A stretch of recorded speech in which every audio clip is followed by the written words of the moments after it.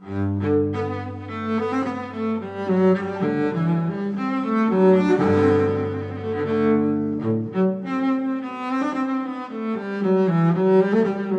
watching CoastLife, and we talked about it a little bit ago, but we're reminding you that it's Thursday. Yes, which means it's time to spill the tea with our friends at Spice and Tea Exchange on Rehoboth Avenue in Rehoboth Beach. This is a fun segment for us. We love doing this because it's really where we get to gather around, pour the figurative tea, and of course, the literal tea, because we love to hear the drama, you know? Yeah, we feel better about our own lives when we hear about your drama. Catharsis. Exactly. All right, what are we drinking today? What we're drinking today, since we are getting closer to fall, I mean, I hate to say that September is flying by, but it's flying by. It is. We have been waiting on this one. We have behaved ourselves waiting on this one, but we're drinking a pumpkin chai latte black tea. Yeah, we are. Yum! Notes of cinnamon, maple, and pumpkin, of course, in the black tea. So whether you drink it with milk, sweetener, or straight, it's going to be perfect when those mornings turn a little crispy, a little cool. Which, according to First Alert meteorologist Bob Trihey, they are. Yeah! This weekend next. Woo, I can't wait. 50s in the morning. Yeah, heck yeah. Yes. So we'll get to spilling the literal tea, Okay. and then we'll get to our figurative tea as well. Let's spill it. I cannot wait to try this. So this is about kids and sharing everything. This is a dad, a parent who wrote in with 3 kids. Okay. And his 2 daughters say, you make us share way too much. And the son doesn't have to share anything. So All right, is it so let's fair? give this a taste, and then we'll Yes. dive into the tea. I'm so excited. Me too. Cheers. Yeah. Happy Thursday. Happy Thursday. Ooh. I can't wait to celebrate the crispy mornings Ooh. with a cup of the pumpkin spice chai latte. Imagine you're like on your porch, a little blanket, I know, ooh, listening cozy. to the birds. Or even, I mean, I drink a lot of tea and caffeine at night because it just doesn't keep me up. I'm sorry, but like with That's the okay. bonfire. Ooh. And I'm going to put cream in this one.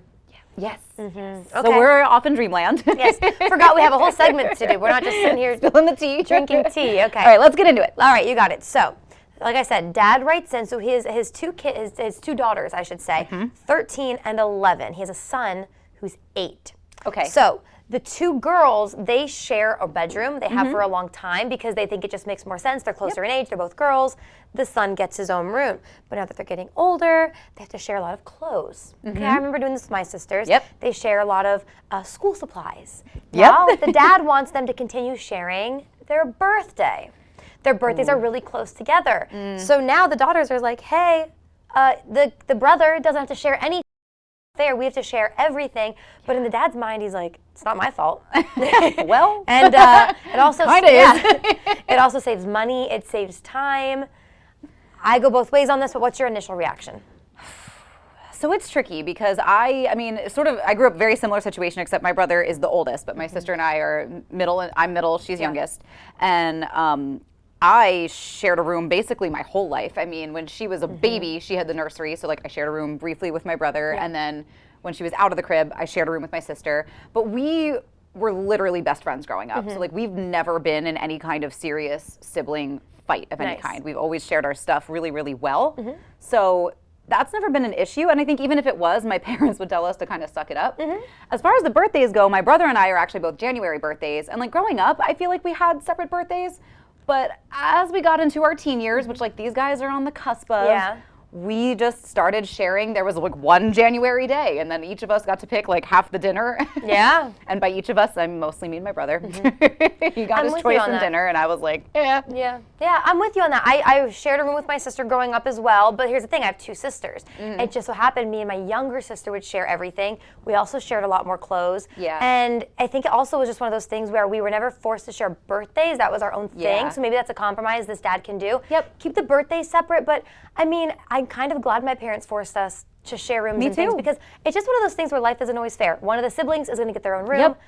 What are you gonna do? Buy a whole new house? No. Right. So I think compromise with your kids. Yeah, We're not I parents. like that idea of but- maybe letting the birthdays be separate, at least for now. Maybe Yeah. as they get into their older teenage years, like when you got 15 and 18. And they might want to, as you. That's the one thing too with girls. If you are a first-time girl dad, girls are going to get closer as they get older. True. Don't force it in their young years. So True. So Yeah. find a little compromise. Yeah. I think that's what we have to say. But you can always chime in on our socials too. Yes, there's definitely one in there. And don't forget to email us, team@coastlife.com, with your drama, and we'll spill it. Yes, and don't forget to get yourself some delicious tea or fun tea accessories if you've already decked your cabinet out with tea from the Spice and Tea Exchange on Rehoboth Avenue and Rehoboth Beach. Don't go anywhere though, because we do have some more Coast Life coming your way. Spill the Tea was brought to you by the Spice and Tea Exchange of Rehoboth.